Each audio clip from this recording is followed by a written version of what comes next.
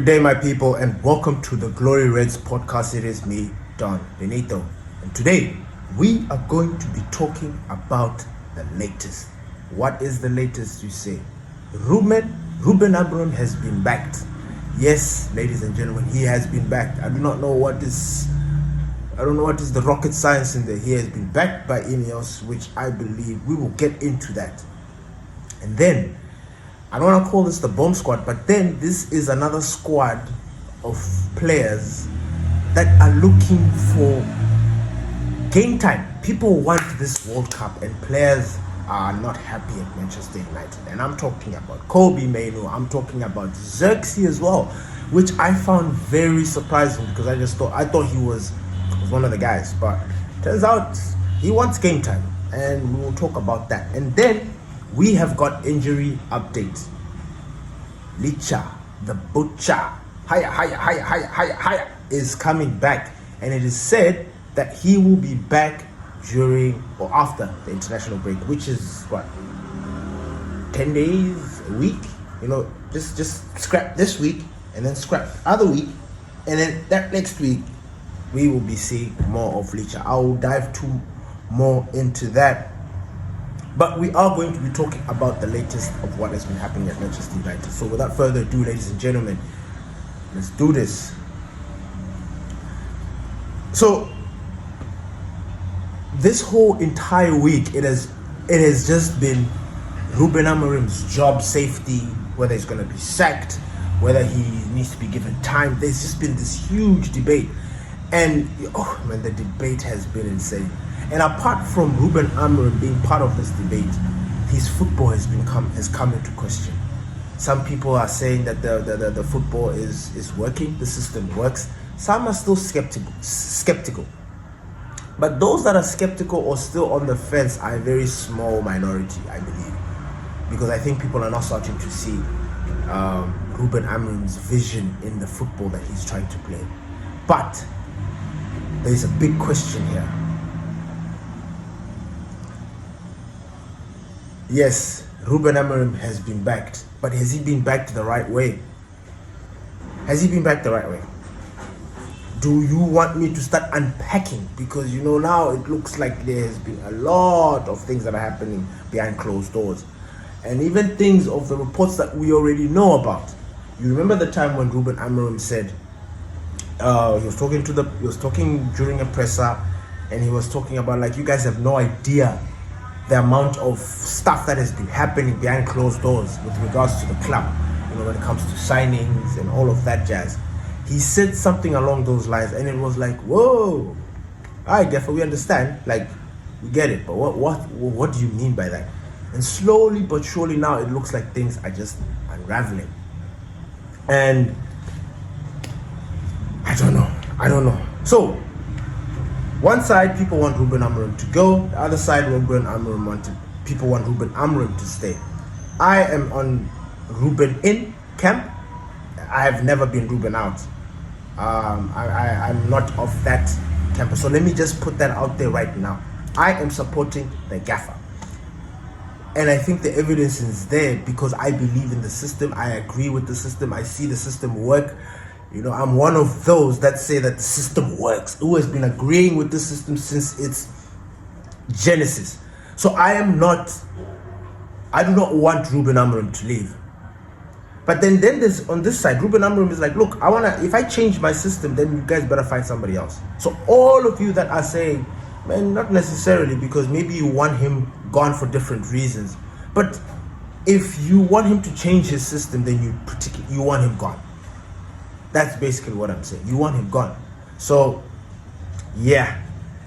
But now, and which this is something that I actually appreciate. It was not on any major platform. This was like a podcast. It's a Jim doing his business things. He has one or two cameos in these kind of interviews where he drops some bombs. Some real proper bombs, and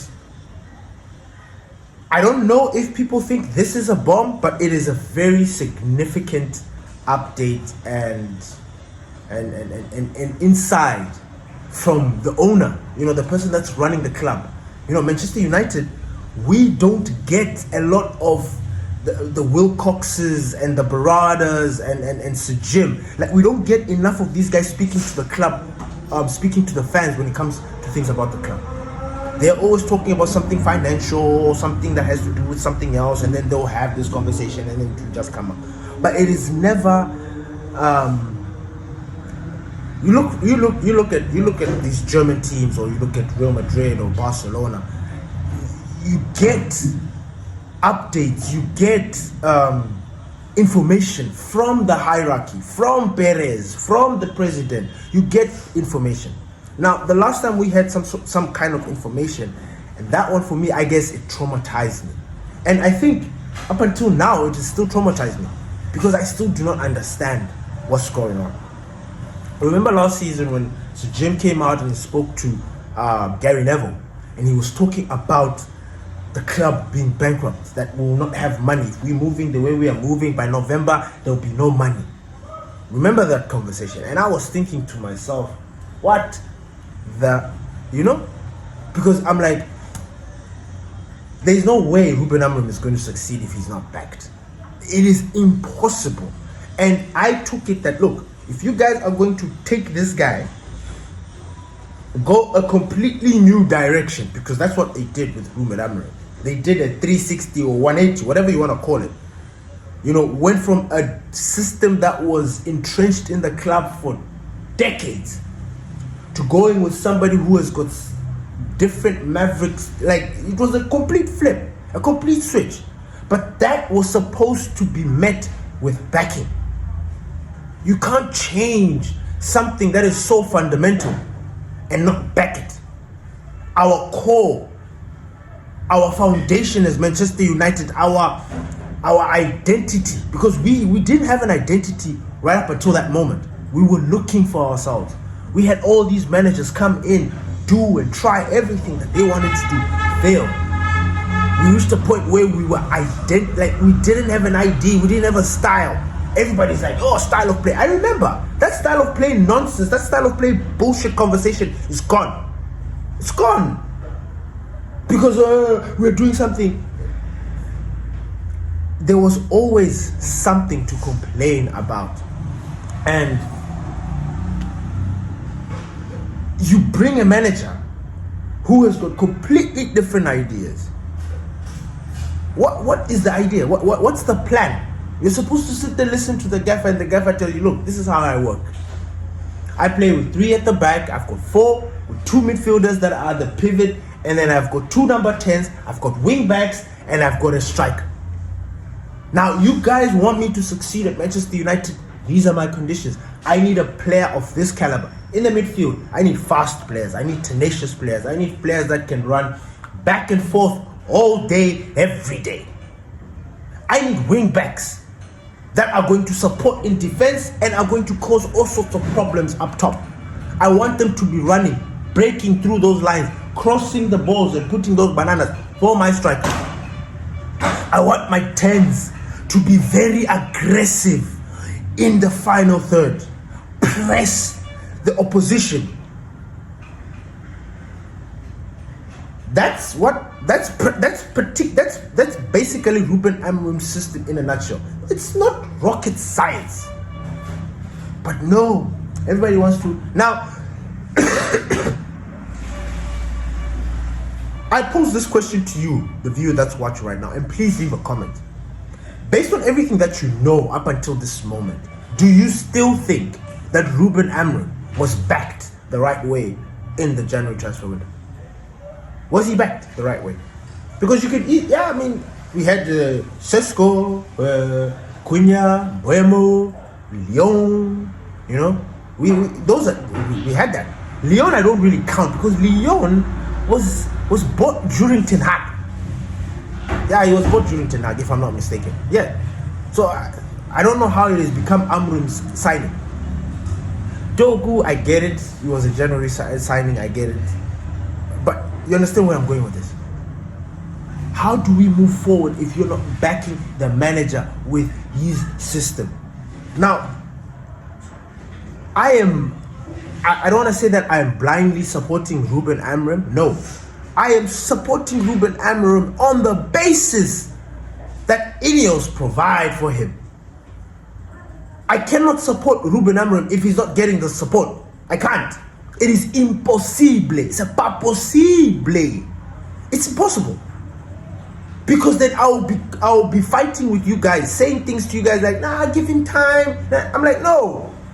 When you guys are seeing that we're playing, look, this guy, Ruben Amorim is a conundrum. The sweetest guy that we've ever put as our number one, as our gaffer, who speaks truth, who speaks and says things as they are. And then on top of that, he has got the worst record as a manager at Manchester United. It's scary. It's really scary because you don't know when is that switch when these guys are going to realize that, no, fuck it. We need to start playing football and supporting this gaffer and start making things happen for him. I don't know when that's going to be, but it needs to be as soon as possible because, my God, I'm sorry. I hear it. I hear what these guys are saying about backing Ruben, which is something that I want to talk about. So this is what Sir Jim had to say. Amorim, he says, Amorim hasn't had the best of seasons, but he needs to demonstrate he's a great coach over 3 years. So from that statement, he acknowledges the struggles that Ruben Amorim is going through. He's acknowledging the pressure that's going on around Manchester United. And he is backing the manager. This is something very huge. I know it sounds so small, and it's huge. You know what? No Manchester United manager since Sir Alex Ferguson has lasted 3 seasons at Manchester United. Sir Alex Ferguson was it. He was the Moyes didn't last. Van Gaal 1 year. Jose Mourinho 2.5. Ole 2.5, maybe even 2. Rangnick a couple of months. Rangnick, Ten Hag almost did 3 years, but they just couldn't. They snatched him away. Ruben Amorim hasn't done. No, he has done 1 year. He has. Has he done 1 year? The fuck? We are in October now. Ruben came when? Last season? He came September. He came during an international break. Was it no? How the fuck can I forget that? Anyway, you know the timeline. He's not even been here a full year. And already we are thinking about sacking him. Now I understand. The reasons are very justifiable. We are not where we should be. His win percentage is abysmal. And somehow he's clashing with people in the idea, which is something that, for me personally, I do not get that conversation because I am happy. I am sitting here enjoying the football with my popcorn because I'm like, I see the football. I see the plan. I see the vision. I see the future. I do. And I'm sitting there enjoying. The only thing I have a problem with is the personnel. Let's add a few personnel in there to make this situation or this scenario make sense. Then he goes on to say, the English press, who by the way, we talk about the English press all the time. Manchester United will never rest as a club because, but believe it or not, we are a juggernaut of a club. Huh? Like even aliens know about Manchester United. It's that we're that big. Not that I'm saying that I believe in aliens or aliens exist, but I'm just saying if aliens did exist, they would know Manchester United. We are so huge. Now, because of that, we get bullshit every time. You look at this week. This week, I planned to chill and enjoy. Like I'm still basking in that Sunderland win. I am not in that way. Not in that way of like, oh, it's the only win that we're ever gonna get. No, like, call me delusional, call me whatever. But that game, showed me something that I'd never seen in a long time. And it gave me hope. It gave me, I can't explain it, guys, but it gave me something. It did something to me in a very positive way. My vision for Manchester United, I know we're still where we are, but bro, these boys kickstart. And I've told you guys since the beginning of this season that we are the club that are going to be a problem. Yes, we started off shaky. Things are not moving accordingly. But this Manchester United is a ticking time bomb. In the sense that, or a sleeping giant. Like, touch us the wrong way and you're going to get smacked. And players are slowly getting into their groove, which is a very, very good thing. So I'm happy about that. So this is what he says. He says the English press, sometimes I don't understand. They want overnight success. They think it's a light switch. You can't run a club like Manchester United on knee-jerk reactions. On knee-jerk reactions to some journalist who goes off on one every week. That was the gym. So basically he's fighting back like the journalists and stuff were talking shit, which I like to see the owner. I like to see him with some bite. Yes, defend yourself. Defend us. Defend us. My God. You know, there was a story that I read. You remember the Brentford game? That Nathan Collins, that Collins guy who pulled Brian Mbuemo, and we were calling for a red card and it was not given, and the guy didn't even get a yellow or he didn't get a red, something along those lines. I remember sitting there thinking, you know, this makes no sense. That should have either been a red card or a penalty. Oh, we did get the penalty. Wait a minute, did we? Yeah, we did. And Bruno scuffed it, yeah. But at that moment, wait, train of thought. Train of thought.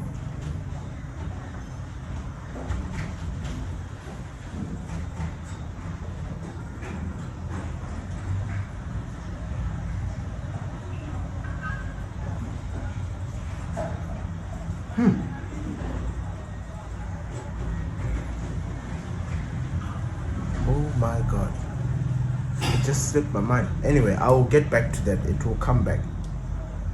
Anyway, like he was saying, you cannot run a club like Manchester United on knee-jerk reactions, you know, like from journalists who are just complaining about what is happening.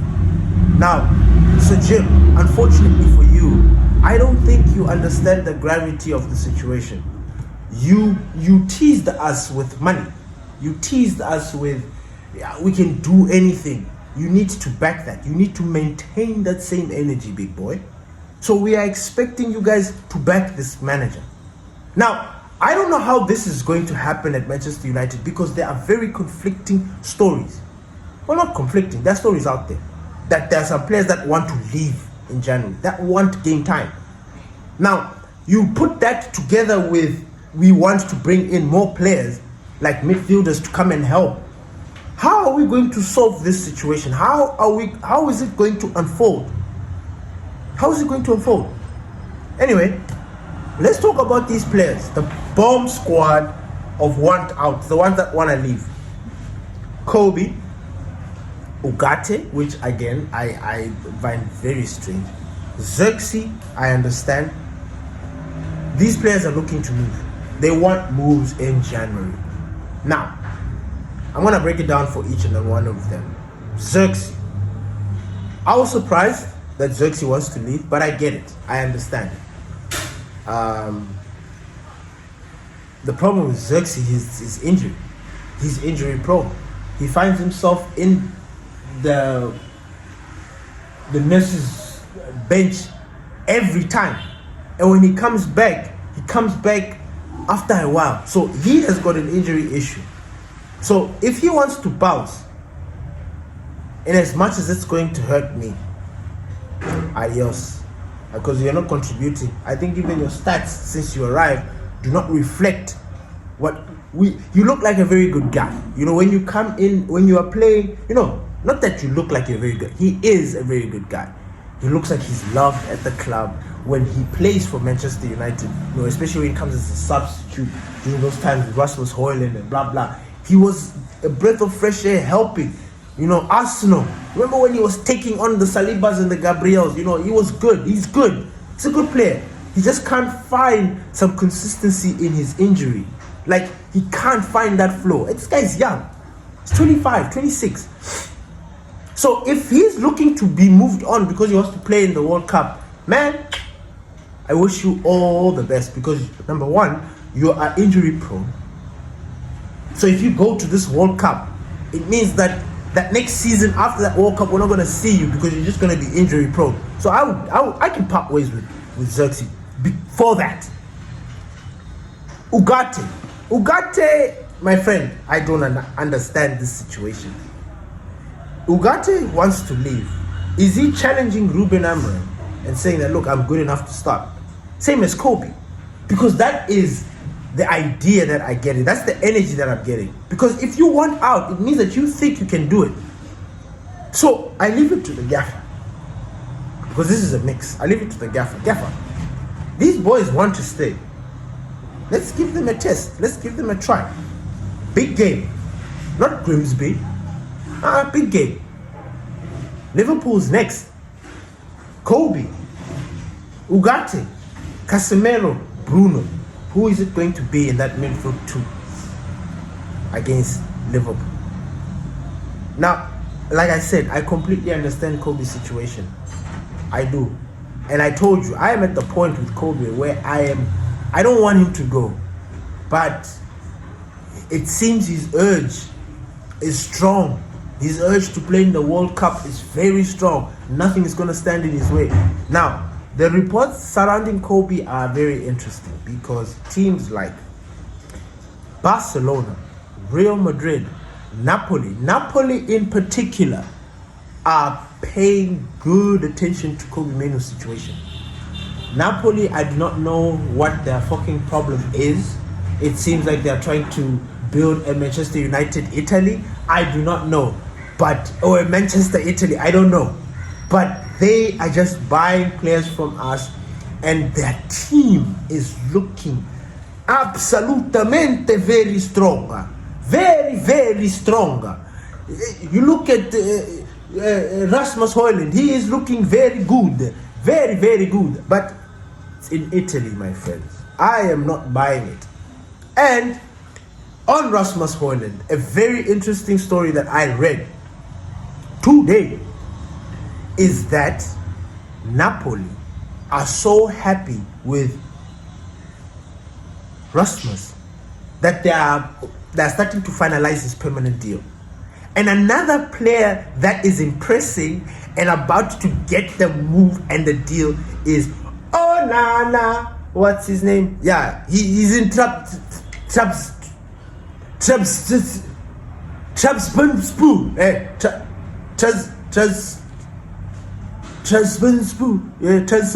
that Turkish team. Yeah, you know it.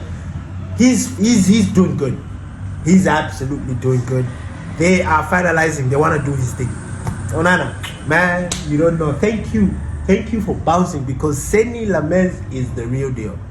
I'm sorry, he is the yeah.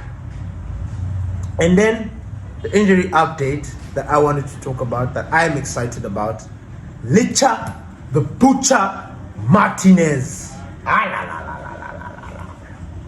You remember? He will chop you. He's coming back, ladies and gentlemen. He is coming back. Now, reports say that he will be back after the international break. We are in the international break. After this boring period of not football, we are going to be getting the Licha back. Now, I am excited. Well, the only thing is, I know the Butcher's going to need time. He's going to need time to come in. And I don't want us to rush him. I don't want anybody to start, give him time. Everybody else gets their time.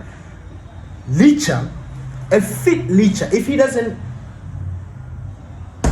doesn't get anything bad, like if he doesn't get injured after this, Licha is going to give us at least a good 20-30 games.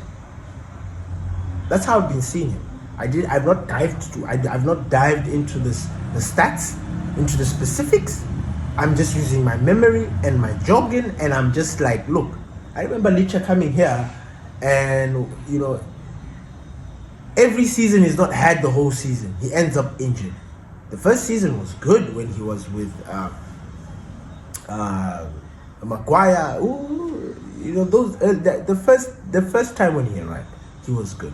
But now this system, and in this system for Ruben Amorim, oh my God, you guys saw just before he got injured that this guy, he is one of the best ball-playing centre-backs in the Premier League.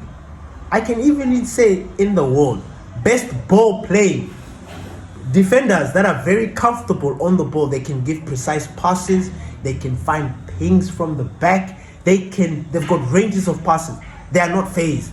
Those are the ball-playing defenders I'm talking about. He's one of the best in the world. His progressive passes are the madness. They are so juicy. I'm excited for Benjamin Sesko because Licha is the kind of player that can find his strike. And it's strange. We don't have other guys attempting that. But Licha is that guy. Licha progresses. He has a defensive mind that is... I wish we could spread it along everybody. Like, just sprinkle it around on everybody. Because his mentality is just it. Now, apart from him bringing that defensive force that he will be, we're bringing back his character. That energy, that fight, that tenacity. In football, the football players, when things are going bad during a game, let's just say your team is losing 2-0, right?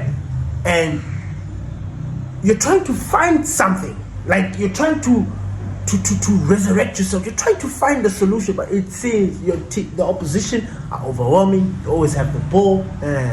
Now, in a game like that, I'm so old school. Listen to this. In a game like that, for that team that's losing, sometimes it needs a tackle. A very well-timed tackle with determination, a tackle that means something. Maybe let's say the opposition winger is down the flank there trying to run and do his thing to put another nice banana. And then our defender goes there and chops him. Chops it, like sends him flying. That can inspire a team. That can build confidence. That can do stuff. Just a small shielding. A sprint back. These little things, that aggression, that thing that Licha brings. Licha brings so much to this team. He is underrated. And as a defender, I don't even understand. He is maybe because he's short and small. I don't know. But Licha is him. Licha is him. So what do you think, ladies and gentlemen, about the Kobe situation? Do you think he's rushing? These players that want to go in January. And then Sir Jim backing Ruben Amorim. I know some of you want him gone because you don't understand how we can be where we are and, still have the same manager. But look, you need to understand that, look, we're trying to change. We're trying to be different. Arsenal took a gamble. And I'm not using them as an example because I'm trying to prove a point. No. I'm using them as an example because that's what's there. Chelsea. Okay, not Chelsea. Chelsea is a club that sacks its managers. Arsenal in particular. No, it is there and the evidence is there. Look at Arteta. Arteta has been there for 5 years, 6 years. Only won an FA Cup. But he has been consistently putting them second, third. Just keeping them there. Earning Arsenal revenue, money that they used back into the club, bought players. Now Arsenal is a force. They are there. They are very, very strong. Now, we are not doing the same. We are completely on different paths. We are Manchester United. They are Arsenal. We need to back the gaffer. The gaffer needs backing. We need to support. We have gone through how many managers? How many in the last 10 years?